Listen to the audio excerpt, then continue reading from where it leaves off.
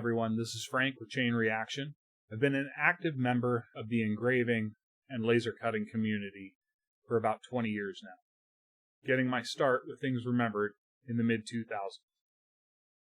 I've built fantastic relationships with many influencers and manufacturers alike in the diode, CO2 gantry, and galvo head laser spaces, across platforms like YouTube, Reddit, and Facebook. But today I'm going to fill you in on a major problem within the industry: the misleading promotions of diode manufacturers, and how some of these manufacturers use social engineering to divorce you from your hard-earned money by incentivizing creators to lie to you. Over the years, the manufacturing of diode lasers has grown by leaps and bounds, both in quantity and quality, and the machines themselves have evolved significantly. They've gotten better, more powerful, and more reliable than the machines that I started on years ago. However, a disturbing trend started about a decade ago, where some manufacturers exaggerate their machines' capabilities, as well as build quality to boost sales, misleading many, especially newcomers to the community. Often, you'd hear claims of diode lasers that could cut metal or engrave deeply, etching into the metal itself. This is one of the biggest lies the industry tells. While it's true that a rare few diodes can anneal, which is a discoloration of the surface of the metal, the vast majority of diode lasers can't even do that. And the ones that can, the speeds are so slow and the power needed is so high that it's a death sentence for your little diode machine.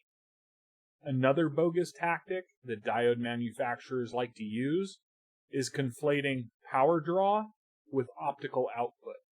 Frankly, the power draw does not matter. The only number that matters is the optical output of the laser. So if you're not paying close attention to what number it is that they're throwing out at you, you might get a shock that 40-watt laser you thought you bought is really only a 3.5 watt. And it's limited in capability appropriately because of that fact. Lastly is the myth that a single diode machine can somehow enable you to start a business and maintain one long term, as though that's the only tool you're ever going to need. Sure, as a side hustle or a hobby, a single diode laser might be enough short term.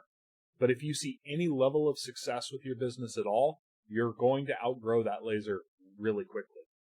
Or you're not going to be able to keep up with the orders that you have coming in. And even then, it's only going to work if you're planning on sticking with a very select few materials that diodes handle relatively quickly.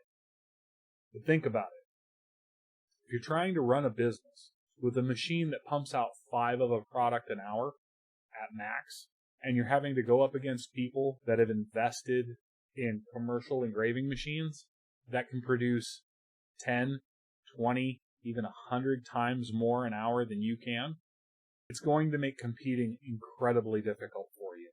Now, I'm not saying don't start a laser business.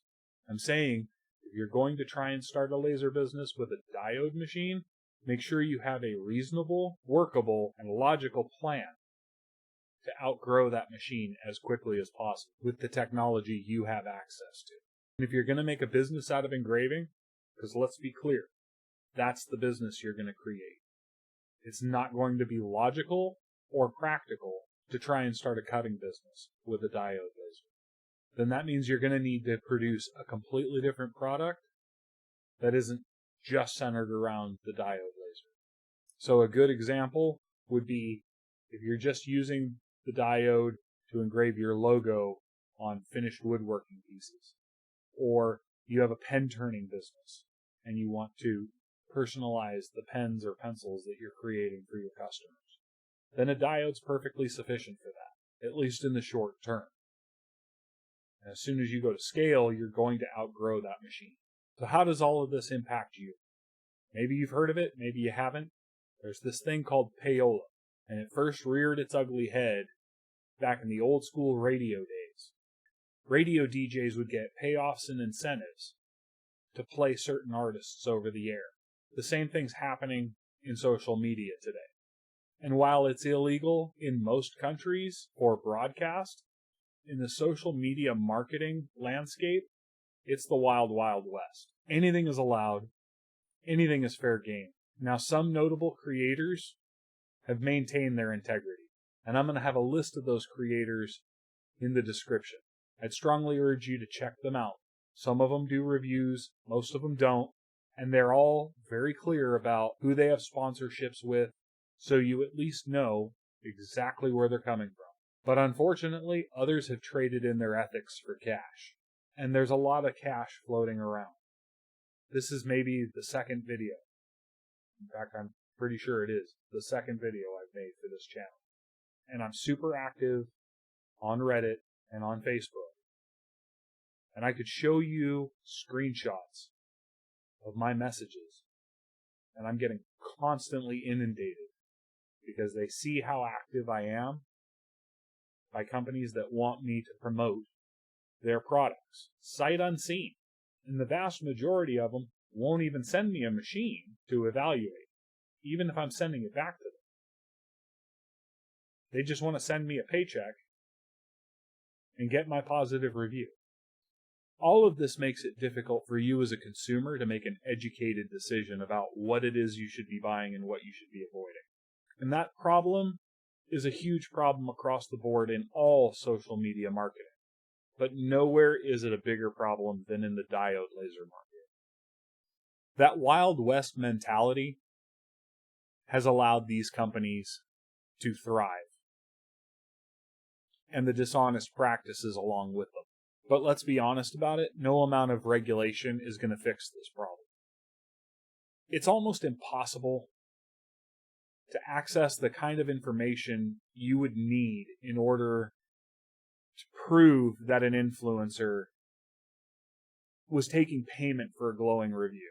And while platforms struggle to regulate, the international nature of these manufacturers further complicates the issue, making potential oversight basically impossible. That leaves the responsibility on us as a community to maintain the integrity of that community, and on you as a consumer to do extensive research on what it is you are buying with realistic expectations of what these machines can produce for you. It's pretty hard to do when you're being thrown so many curveballs. And it's further complicated by the fact that most of these manufacturers are based in China, so there's little to no recourse if you get scammed or ripped off. That's why doing your homework is so important. The companies that are doing the scamming and the ripping off, they're all well known among the community. And if you go in and you ask the questions, regular people are gonna tell you, don't buy from this company, you'll never see the product. Or you'll get something that doesn't live up to the expectations that they set for you. And since sales channels like eBay and Amazon and others really have next to nothing in the way of forcing their sellers to be accurate with the information that they provide for their machines, you're kind of stuck in an information desert. So I urge you, do your due diligence before making a purchase. Seek out honest reviews and engage with the community. But also make sure you're asking the right questions. Because far too often, us old-timers, we see that same age-old question. What machine do I buy? I'm a noob to lasers. Know what it is you want to do. Know what it is you want to accomplish in the next year, in the next 3 years, the next 5 years. Pay attention to which creators you're following on these platforms. Look for the ones that are being transparent about whether they're being sent a machine or compensation for their reviews. And if they aren't, take that review with a spoonful of salt, not just a pinch. Our community thrives on transparency and shared knowledge. And that doesn't mean settings. Current laser owners will get the joke. We have an opportunity to uphold the values that will make our community great, while weeding out the people that make it less so. By supporting honest creators and staying informed, we can navigate through the misinformation and grow together. I want to thank you for taking the time to watch this video. If you found it informative, please consider liking, sharing, or subscribing. Or all three. And check out some of the creators I mentioned earlier that are in the description below.